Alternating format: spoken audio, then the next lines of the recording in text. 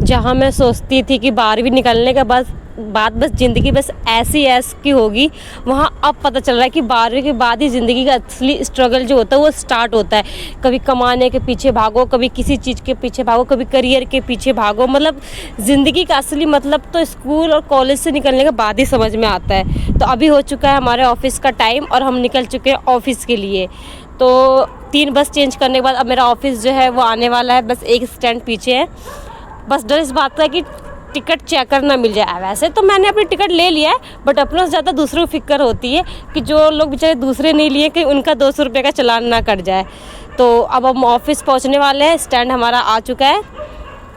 तो सुबह से लेकर शाम तक का टाइम कब बीत जाता है ऑफिस में, घर के कामों में, कुछ पता नहीं चलता। बस मॉर्निंग होने का क्या होता है, मॉर्निंग से कब इवनिंग होती है, इवनिंग से कब नाइट होती है और फिर कब मॉर्निंग हो जाता है, कुछ पता नहीं चलता। इतना मतलब बिज़ी लाइफस्टाइल हो जाता है 12वीं के बाद।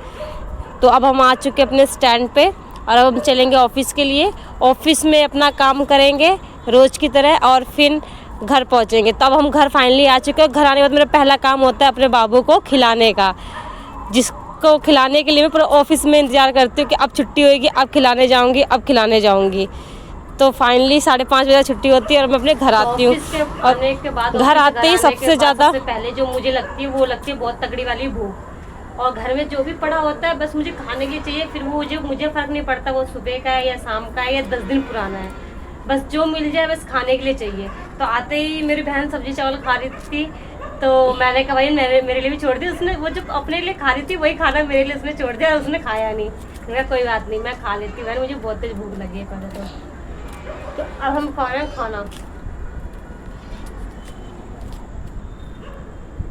तो अब खाना ऑफिस से आने के बाद खा चुकी हूँ। अब बनाएंगे रात का खाना, और जो कि मुझे बनाना पड़ेगा क्योंकि मेरे घर जब भी मछली या मुर्गा आता है तो मेरे घर में कोई नहीं बनाता मेरे अलावा। बस बहाना सबका ये रहता है, एक ही डायलॉग रटा हुआ है कि मुद्रिका तू टेस्टी बनाती है, तू ही बना। बेशक टेस्टी बने ना बने, बट वो इसी बहाने से मेरे से खाना बनवाते हैं कि तू टेस्टी बनाती है, तू ही बना।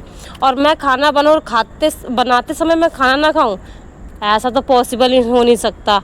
मतलब मम्मी इतनी गालियाँ देती हैं कि मत बनाते समय खाना खाया कर, ससुराल में तरह तो कोई पानी नहीं पिएगा, खाना फेंक देंगे। बट नहीं, आदत कहाँ सुधरने वाली भाई, ससुराल की चीज़ ससुराल में देखेंगे।